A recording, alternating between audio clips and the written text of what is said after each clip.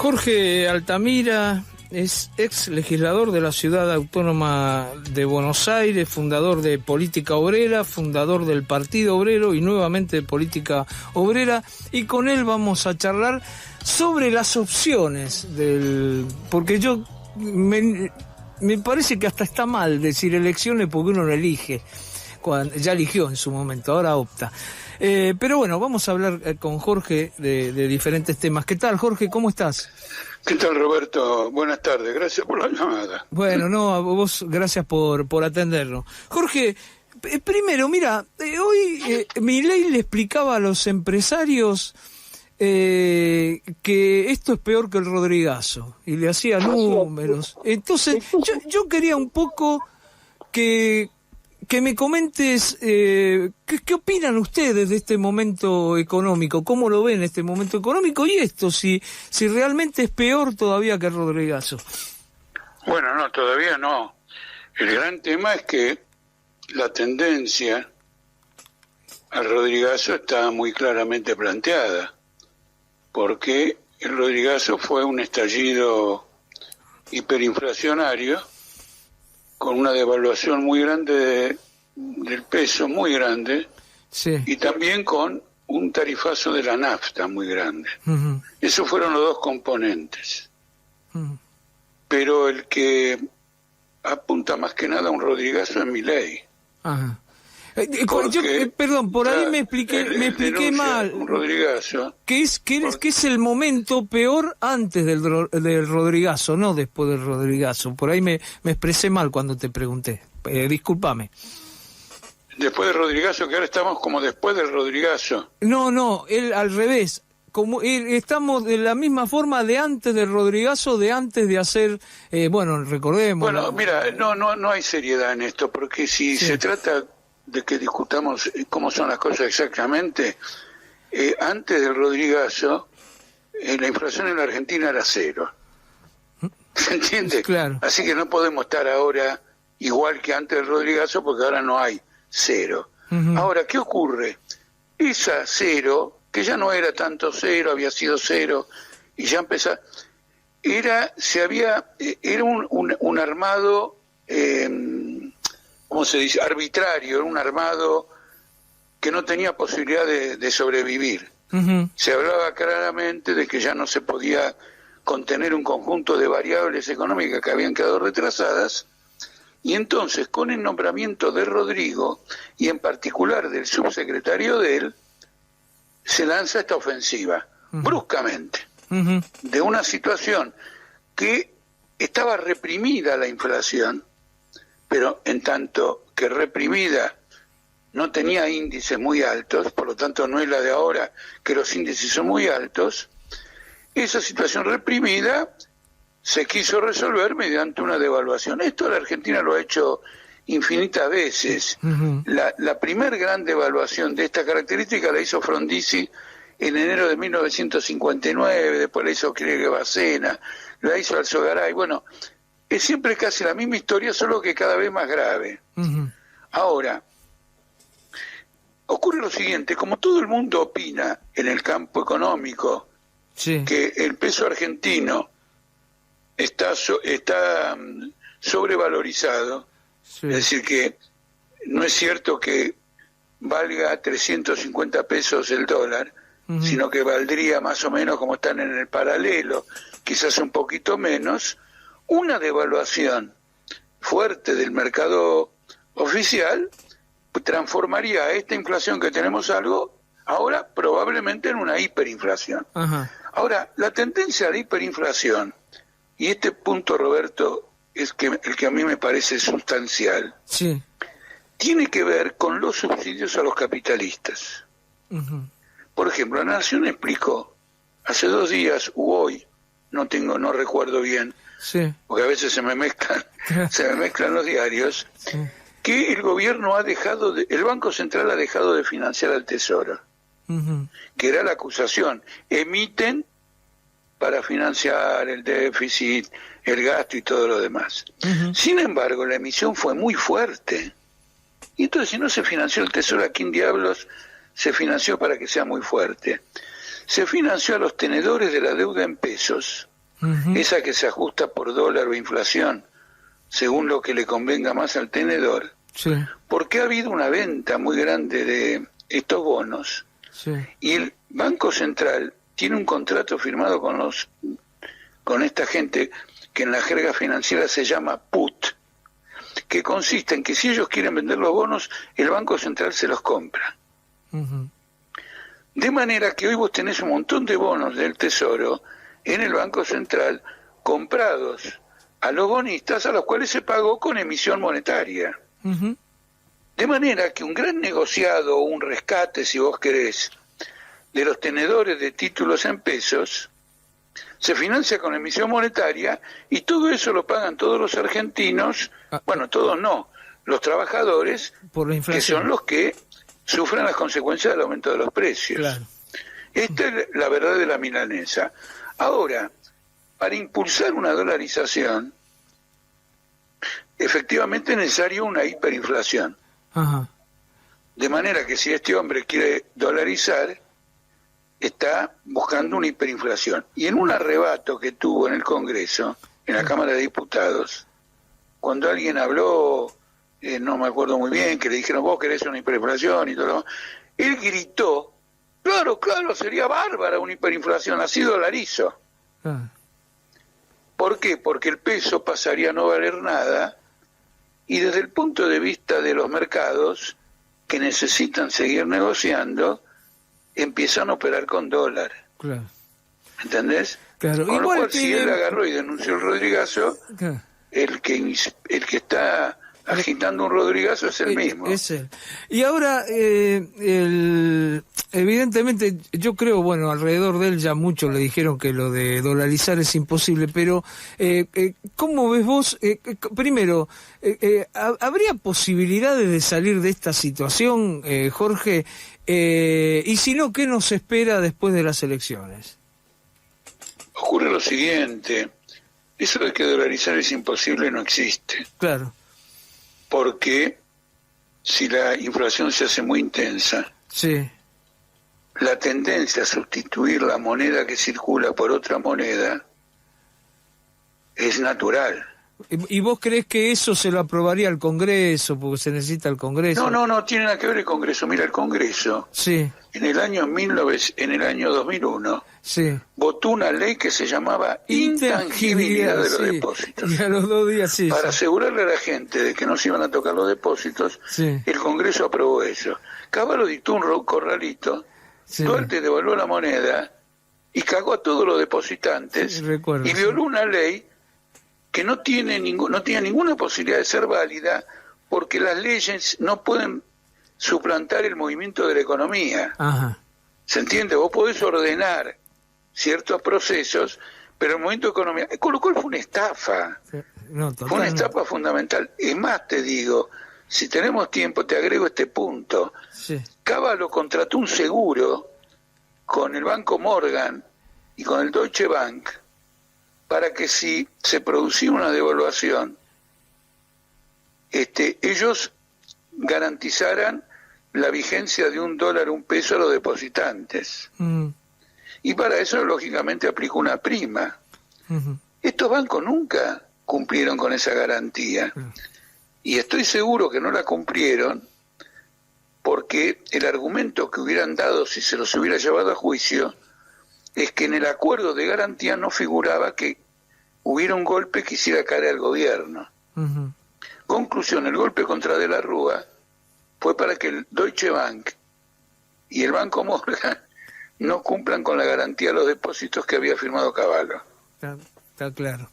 Así que este país es un paraíso de la estafa, siempre en favor de los mismos grupos económicos. Claro. Entonces lo que viene ahora, yo lo veo, Roberto, de la siguiente manera. Decime. Si quieren evitar una devaluación porque dicen esto va a provocar una reacción popular de mayor alcance que en el 2001, no tienen otra opción que seguir con lo que están haciendo ahora.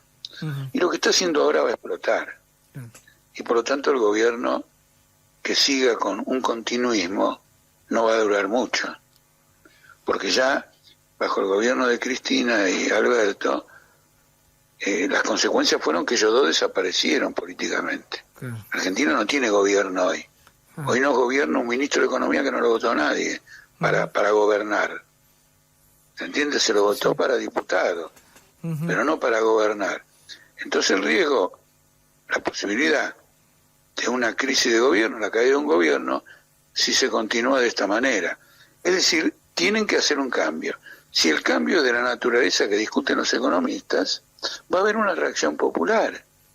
Por eso nosotros llamamos a votar en blanco, porque el objetivo nuestro es que desde antemano, desde antes que sean electos, una mayor cantidad de electores prive de mandato al que sea electo.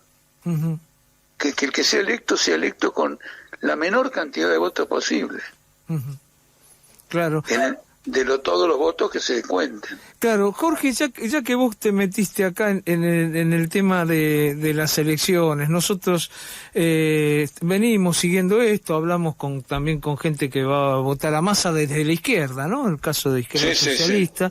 Sí. Y ahora vos decís, bueno, puede haber una dolarización, puede ser todo más grave, y después decís votar en blanco. Y es justamente la gente que dice... Que vos decís, va a haber una dolarización... No, puede haber con Milei...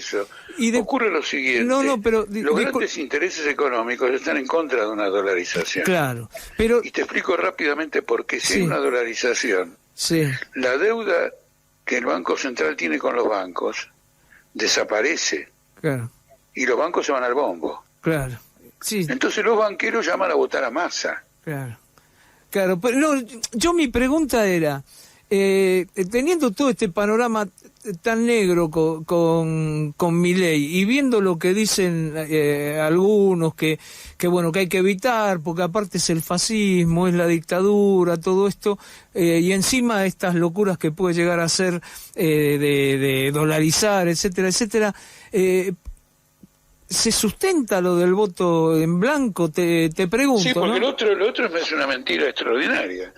Porque no basta con que un tipo diga lo que diga. Sí. Por eso tenés que preguntarte lo siguiente: ¿este país está atravesando un periodo político reaccionario, de ofensiva reaccionaria? Este país no está atravesando ese periodo. Los países de América Latina tampoco. Por lo tanto, vos tenés un fascista que está fuera de la etapa. Podrá decir lo que quiera. Y ahora que se puso de acuerdo con Macri, los que dicen que hay que votar a Massa por Milei, Macri también es fascista, porque Massa lo llevó a Macri al gobierno en el 2015. Claro. Sí. Y luego lo sostuvo 2 años. Los 2 años de todo el plan de estabilización de Macri, de fuga de capital y todo lo demás. Cuando vino la fuga de capitales, naturalmente Massa se abrió para no ser incinerado. Con Macri bancando a Milei, vos tenés una pelea entre los dos ex socios. ¿Me entendés? Es decir, realmente la falta de comprensión de la situación de un país y guiarse por lo que dice dice lo otro, es verdad que lo que dicen es fascista, reaccionario, etcétera, pero yo te voy a contar una cosa. Cuando subió Videla en agosto de 1975, él vino como un reemplazo democrático al comandante en jefe anterior, Numa Laplane, que tenía un prontuario fascista. Es decir, para dar el golpe militar genocida del 76, se cambió a un militar fascista por un militar liberal. Quiere decir que si vos le crees a todo lo que te cuentan, vas por mal camino. Nosotros en el 76, cuando voltearon a Numa Laplane y subió Videla, dijimos, es la cuenta regresiva del golpe. Y todo el mundo celebraba de que por fin un demócrata estaba al frente de las Fuerzas Armadas. Es un problema de analizar la situación concreta, real, no de dejarse engrupir. Yo me formé, tenía 16 años, con el gobierno de Frondizi. El gobierno de Frondizi tuvo una popularidad, es decir, la campaña electoral de Frondizi tuvo una popularidad descomunal. Fue el único presidente de la nación que ganó las 24 provincias, pero nunca pudo ganar en San Luis ni en Corrientes. Este ganó las 24, ganó con el apoyo de Perón. ¿Cuál era el programa? Él había escrito un libro sobre el petróleo defendiendo Política el y petróleo. estatal. Política y petróleo, sí, recuerdo. Política y petróleo. Sí, y era un defensor de la enseñanza laica. Sí. Lo primero que hizo fue habilitar la enseñanza privada y clerical. La libre, claro. Y enseguida privatizó el petróleo y militarizó el sindicato petrolero. Sí. Y luego privatizó el frigorífico Lisandro de la Torre, y la clase obrera argentina vivió por primera vez desde la Semana Trágica una huelga general por tiempo indefinido. Yo, que no votaba porque tenía 16 años, Sí. apoyaba al hermano de Arturo Frondizi, Silvio Frondizi, que llamaba a votar en blanco. Ujú. La pegó como un animal Silvio Frondizi, Claro. como un animal. Él dijo, todo esto es verso. Y desde esa experiencia de Frondizi vienen todos los que te cuentan un verso, por ejemplo, Revolución Productiva y Salariazo. Claro. En esa campaña electoral, donde Menem hablaba de salariazo y revolución productiva, nosotros lanzamos la consigna: si votás a Menem, gobierna el Sogaray. Claro, me Hubo acuerdo, gente que sí. me quería matar porque consideraba que eso era un infundio. Claro. Sí, me acuerdo. Luego de las elecciones, cuando vino el Sogaray, la gente me paraba en la calle porque creía que yo era un adivino, que miraba las cartas, Claro. que me dedicaba a la astrología. Era una lectura política de ese momento y de lo Era una que lectura había política pasado porque antes. yo Claro. seguía el debate dentro del Partido Justicialista. Claro, claro. Entonces ahora ocurre lo mismo. Ahora ocurre lo mismo. Ahora es ni cianuro ni cicuta, dicen ustedes, ¿no? Es decir, No, te explico por qué viene ese título. Sí, decime. Debido a la crisis en el Partido Obrero, Sí, yo lo que hice fue recoger sí. un titular de nuestro periódico en el Partido Obrero de las elecciones de 2003. Sí. Porque como el Partido Obrero ahora no vota en blanco, era una forma de decirle: ¿te acordás, hermano, que antes votábamos en blanco? Claro. No es que sea... Coherencia, ¿no? A ver, no es que yo tenga la impresión que es lo más hábil que hicimos en materia de publicidad de títulos, pero me quise cobrar la factura. Claro, ellos son neutrales, ¿no? Ellos no llaman a votar a ninguno de los dos, son neutrales, ¿no? Ellos no llaman a votar a Milei, sí. no llaman a votar a Massa y tampoco llaman a votar en blanco. Claro. Si vos me podés explicar a qué llaman, Claro. te invito con un bife de chorizo. Ah, bueno. está muy claro. No conozco la cuarta posibilidad. Claro. Bueno, esto, la verdad que lo del voto en blanco, ahora, ¿no crees, Jorge, que por ahí, sabiendo cómo se manejan las elecciones en este país y sobre todo los fiscales, en esto que a los dos no les conviene que haya voto en blanco? Porque yo coincido con vos, aparece un gobierno muy debilitado, va poca gente a votar y encima en blanco, pero ¿no crees que por ahí se los reparten los votos? Bueno, puede ser, muy buena observación. ¿Sabes por qué es muy buena? Sí.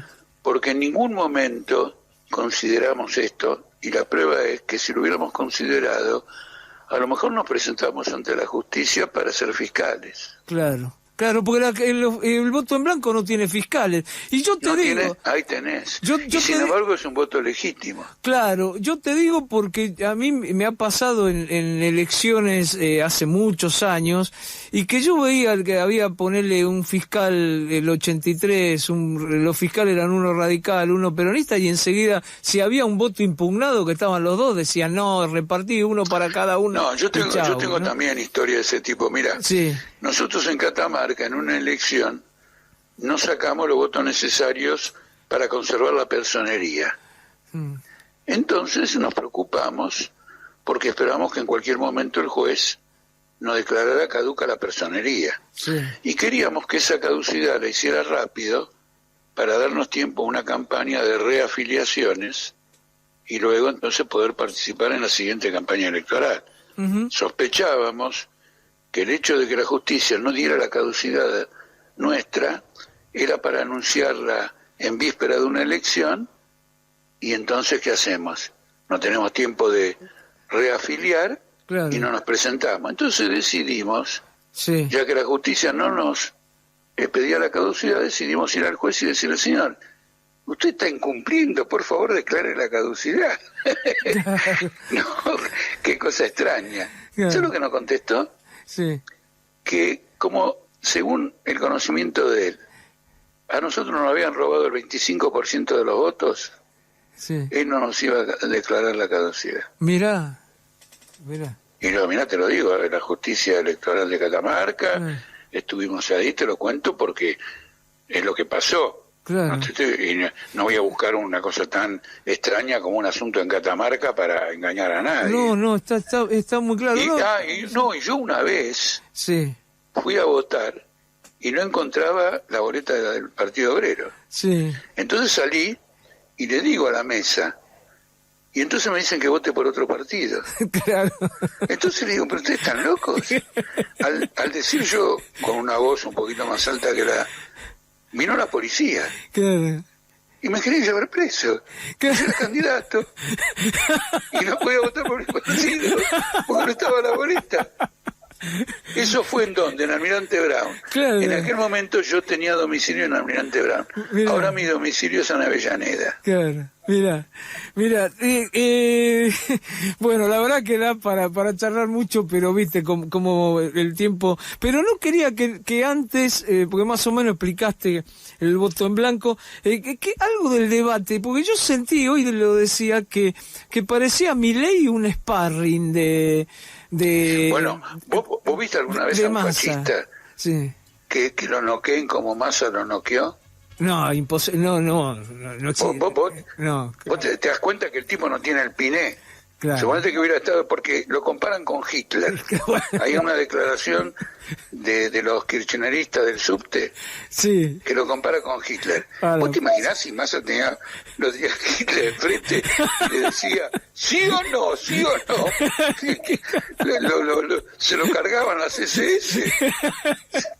Totalmente. ¿Te das cuenta? Fue medio raro, ¿no? Porque uno tiene que estudiar las condiciones políticas claro. en las que actúan unos y otros. Por ejemplo, sí. vos tenés a una mujer con una tradición fascista indiscutible, Sí. que hoy es primera ministra de Italia. Sí, Meloni, sí. Y nadie ha denunciado que gobierna el fascismo. Claro. Porque fue electa, pero no están reunidas las condiciones para imponer el fascismo en Italia. Claro. Está claro. Es verdad que apoya el bombardeo de Gaza, pero eso también lo hace Biden, más que la fascista Meloni. Claro. Y Biden se pinta como el mayor demócrata del mundo. Bueno.